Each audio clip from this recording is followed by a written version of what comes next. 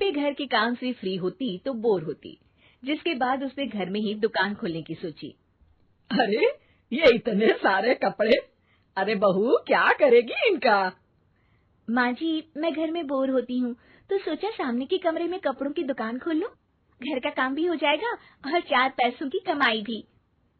अरे वाह वाह, ये तो बहुत ही अच्छी बात है।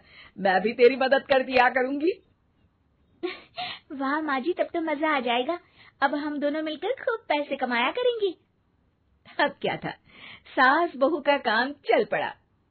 एक दिन, अरे राकेश की माँ, सुनती हो? कहाँ चली गई? भूख के मारे पेट में चूहे कूद रहे हैं। अरे नंदिनी, कहाँ हो? भूख लग रही है। पापा कहाँ है माँ? पता नहीं बेटा, भूख लग रही है। आज तो किसी ने चाय भी नहीं पूछी। तभी सास बहू घर के अंदर ढेर सारे सामान के साथ आती हैं और वो भी हंसती हुई। अरे वाह बहू, ये तो बड़ी अच्छी मार्केट दिखाई तूने। बड़ा ही सस्ता सामान था। हाँ माँ जी, और ये सामान हम डबल पैसों में बेचेंगे, मजा आ जाएगा।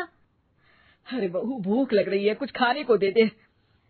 माँ क्या बात है, आज किसी ने पापा को चाय भी नहीं दी।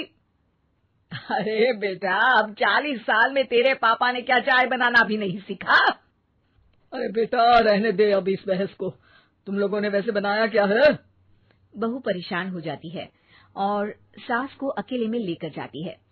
माँ जी, आज तो हम लोगों ने खाना ही नहीं बनाया। अरे बेटा, बाहर के छोले भटूरों से पेट इतना भर गया कि याद ही नहीं रहा कि घर में ये लोग भी हैं खाना खाने के लिए। अब क्या किया जाए? तभी घर में एक महिला आती है। जी, वो सुना है आप लोगों की यहाँ साड़ी बिकती है, जरा दिखाएंगे क्या?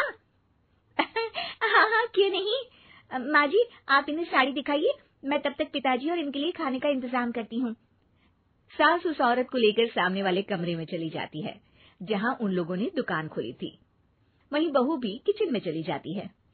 अब इतनी जल्दी क्या बनाऊं? पापा जी तो खाने के लिए भी बैठ गए हैं। आइडिया, मैं खाना बाहर से ही ऑर्डर कर देती हूँ। थोड़ी देर में खाना आ जाता है और बहू टेबल पर खाना लगा देती है।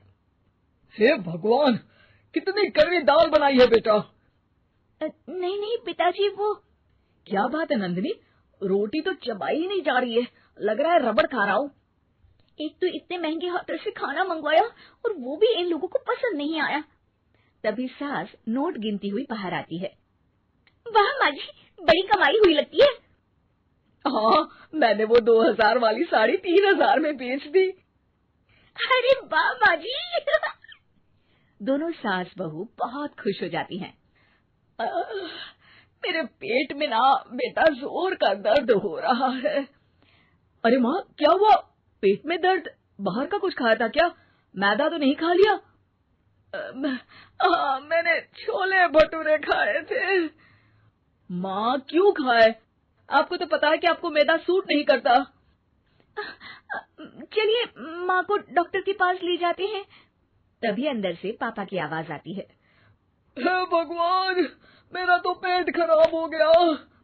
सब पिताजी के पास जाते हैं। पिताजी, आपको क्या हुआ? खाना बासी था शायद। अरे पिताजी, नंदिनी जानती है कि बासी खाने से आपकी तबीयत खराब हो जाती है, तो वो ऐसा क्यों देगी, है ना नंदिनी? वो खाना मैंने बाहर से ऑर्डर किया था।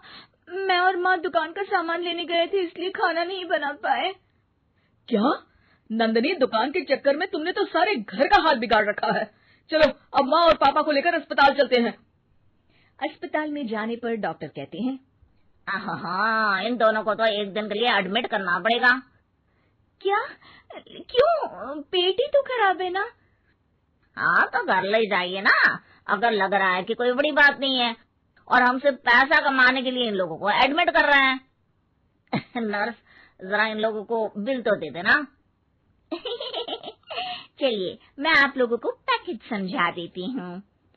जब बहू के हाथ में बिल आता है, हे भगवान, 60,000 रुपए!